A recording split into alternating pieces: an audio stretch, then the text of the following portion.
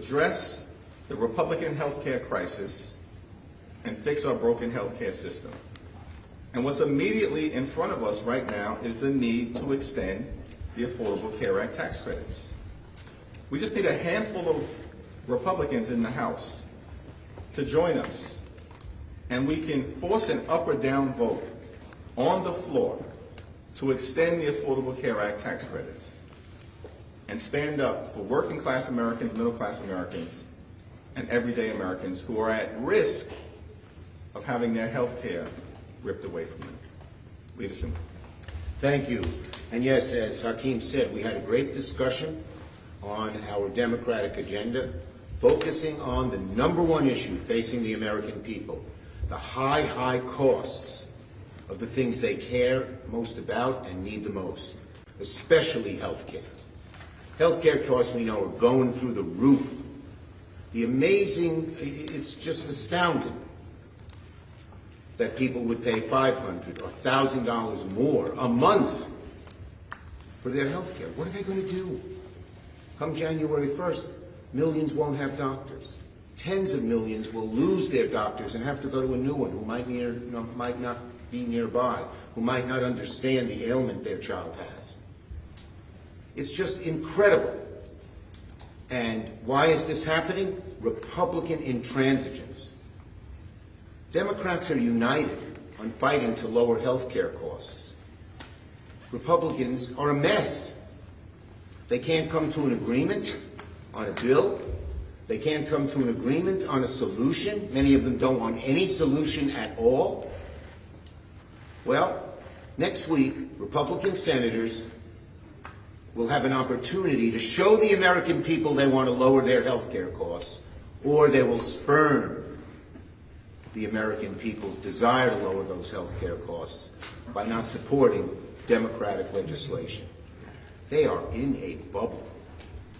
From Donald Trump on down, Donald Trump says there's no affordability crisis. What kind of world is he living in? He's a billionaire. He doesn't have to worry about paying his medical bills, his heating bills, his food bills. But as president, you'd think he'd have some understanding of how the vast majority of Americans live every week, struggling. How are they going to pay this bill? How are they going to pay that bill? What am I going to cut off? But they're in this bubble. They don't get it. Well, Democrats know our job is to fight for the American people and to lower their costs.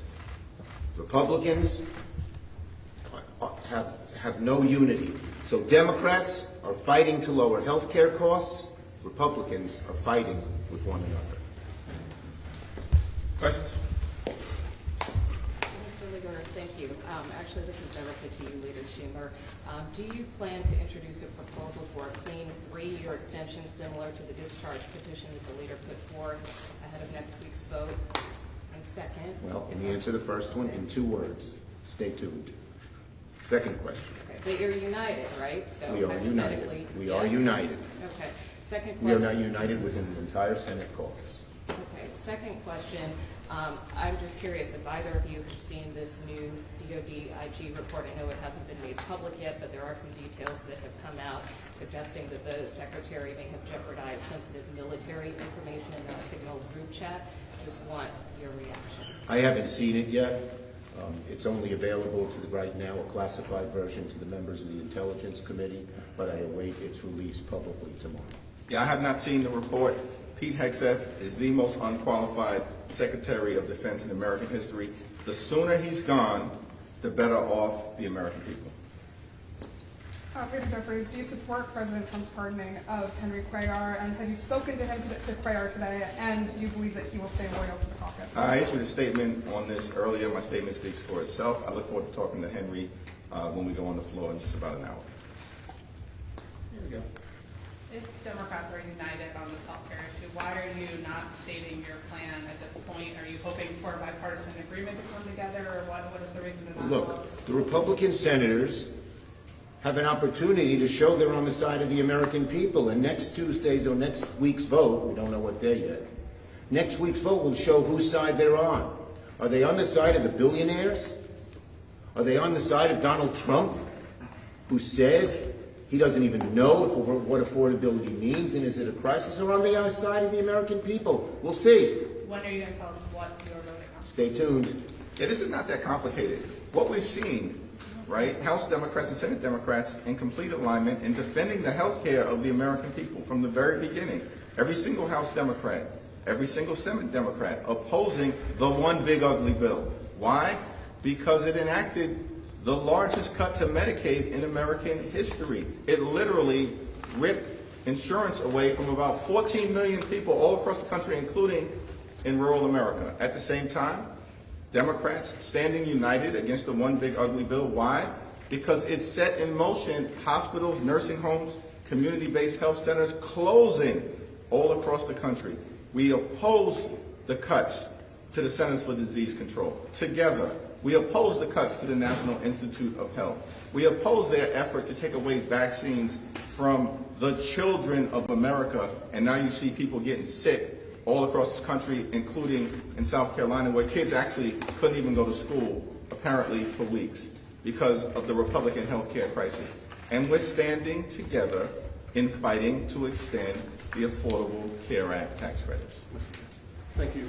Leader Schumer said that Republicans will have a chance to support some piece of legislation next week. But Speaker Johnson reportedly told President Trump to pull back his plan that he reportedly planned to put forward. So even if something happens in the Senate next week, how are you thinking about what's happening over on your side of the Capitol in terms of, Speaker Johnson not supporting any type of conversation around extending these tax credits at this point? Well, Mike Johnson has consistently made his position clear. He's got zero interest in protecting the health care of the American people. And these folks over on the House side, these Republicans, they've tried to repeal the Affordable Care Act more than 70 different times.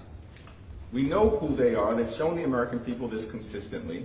And the American people know that Democrats in the House and Senate are actually fighting to make their life better, fighting to lower the high cost of living, fighting to address the Republican health care crisis and fix our broken health care system. In terms of movement in the House, all 214 House Democrats have signed the discharge petition that will force an up or down vote. All we need are 4 House Republicans to join us. There are 219 of them. All we need are 4. Dozens have said that they were prepared to work with Democrats to extend the Affordable Care Act tax credits in the aftermath of the Trump Republican shutdown ending. The Trump Republican shutdown's over. And now we've got a vehicle here in the House. All we need are 4 Republicans to join us, and we can prevent tens of millions of people from having dramatically increased health insurance costs. In some cases, $1,000 or $2,000 per month in terms of the increases that everyday Americans will be forced to endure. That's unacceptable, particularly in the wealthiest country in the history of the world. I would say this, the petition, the discharge petition in the House and the vote next week in the Senate are going to be one of the most important moments in this whole Congress. Since 1993, there's been a fight between the two parties, since Hillary Clinton proposed a health care proposal back then. And that is, who is going to lower your costs?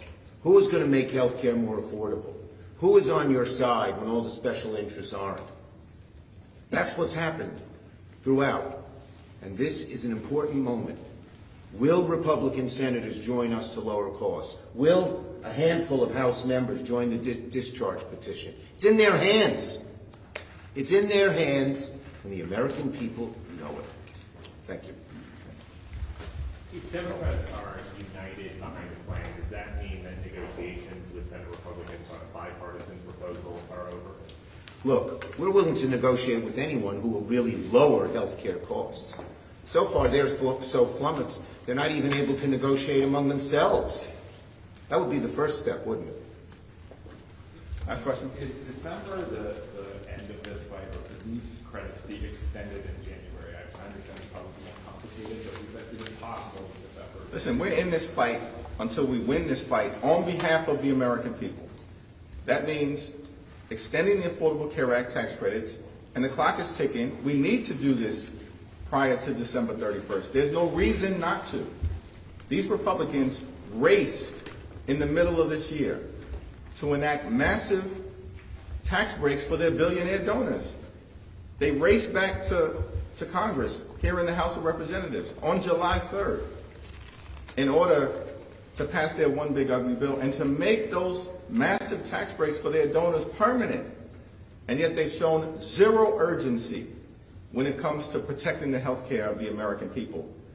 And we're going to continue to fight this battle until we're successful. And hopefully, just a handful of Republicans in the House and in the Senate will join us so we can get this done before the end of the year. You're going to hear about the high costs that Americans have to pay for so many important things, especially health care, over and over and over again throughout this next month and all of next year.